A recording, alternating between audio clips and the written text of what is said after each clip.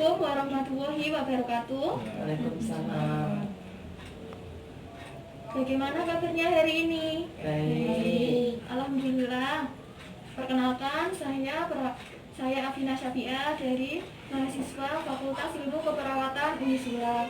Saya di sini akan memberikan pendidikan kesehatan jiwa tentang pentingnya pencegahan harga diri rendah pada anak. Tujuannya itu untuk mencegah terjadinya harga diri rendah pada anak. Kemudian nanti saya akan menjelaskan mengenai pengertian harga diri rendah, ciri-ciri harga diri rendah, dan bagaimana cara mengatasinya. Sebelum saya mulai, saya akan membagikan kertas yang berisi soal tentang harga diri rendah. Bapak dan Ibu bisa menjawab dengan ya atau tidak. Begitu, ya? Saya bagikan.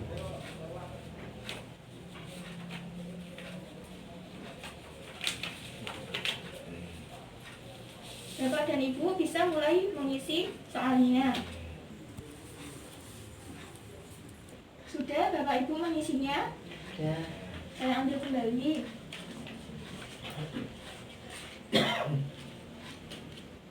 Baik, dari soal ini Bapak dan Ibu belum mengetahui tentang harga diri rendah, ya? Saya akan jelaskan mengenai materi tersebut dan saya akan membagikan kertas kecil atau leaflet. Nanti jika Ibu Bapak tidak bisa melihat yang ada di layar laptop, Ibu bisa membaca di sini.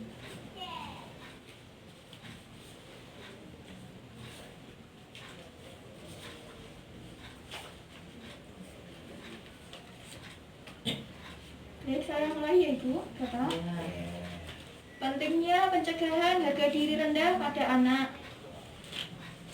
Apa itu harga diri rendah?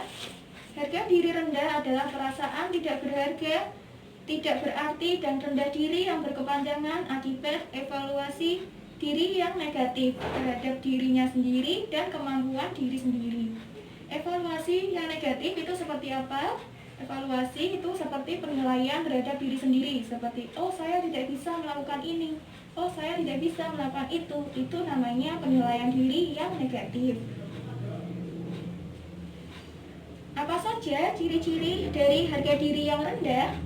Ciri-ciri dari harga diri yang rendah itu ada mengungkapkan rasa malu dan bersalah, kemudian merasa tidak berdaya, merasa tidak berguna, selalu menyalahkan diri sendiri, minder, tidak percaya diri, kemudian suka merendahkan dan mengkritisi diri sendiri. Penyebab harga diri rendah itu ada penolakan dari orang tua, kemudian ada harapan orang tua yang tidak realistik terhadap kemampuan anaknya, kemudian ada kurangnya pujian, kurangnya pengakuan dari orang-orang atau orang tua, serta ideal diri yang tidak realistik. Penyebab lainnya dari harga diri rendah itu ada gangguan fisik dan mental salah satu anggota keluarganya, sehingga menyebabkan anak-anak itu menjadi malu dan tidak ingin keluar rumah. Kemudian pengalaman traumatik yang berulang seperti anak-anak sering diejek teman-temannya, kemudian bullying, penganiayaan, seperti itu. Bagaimana contoh perkataan orang tua yang harus dihindari agar anak tidak mengalami harga diri rendah? Perkataan yang harus dihindari itu seperti kamu tidak cukup kuat, kamu tidak cukup tampan atau cantik, kemudian kamu tidak cukup pintar melakukan semua itu. Jadi perkataan yang membanding-bandingkan anak yang satu dengan yang lain itu akan bisa menyebabkan anak itu memiliki harga diri yang rendah. Seperti pada poster ini, kok kamu nggak bisa? Perkataan ini simple tapi akan membuat hati anak itu tersakiti, kemudian menimbulkan rasa benci pada Anda atau pembandingnya, kemudian tertanam dalam ingatan sebagai memori buruk kalau anak cenderung memiliki harga diri yang rendah. Walaupun simple tapi tidak boleh diabaikan karena dampaknya itu bisa ke masa depan. Akibat dari harga diri rendah itu rendahnya cita-cita seseorang karena perkataan tadi, kemudian dia itu memiliki persepsi di dalam otaknya, oh saya tidak bisa melakukan itu, ya sudah saya cita-cita ini saja, cukup dengan ini saja. Kemudian harga diri rendah itu membuat anak menjadi kurang bergaul, kemudian tidak mau keluar rumah, menarik diri dari lingkungan. Seperti itu nggih, Bapak Ibu, adik-adik. Nggih. Jadi, apa yang harus Bapak Ibu lakukan? Yang pertama, kenali penyebab harga diri rendah. Yang kedua, menyadari perilaku anak yang mengalami harga diri rendah. Yang ketiga, gali kelebihan atau potensi yang dimiliki anak. Setelah itu, manfaatkan potensi yang dimiliki anak.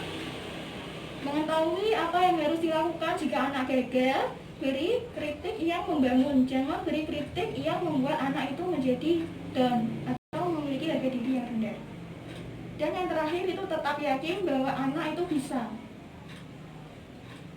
Sekian materi dari saya, apakah ada pertanyaan?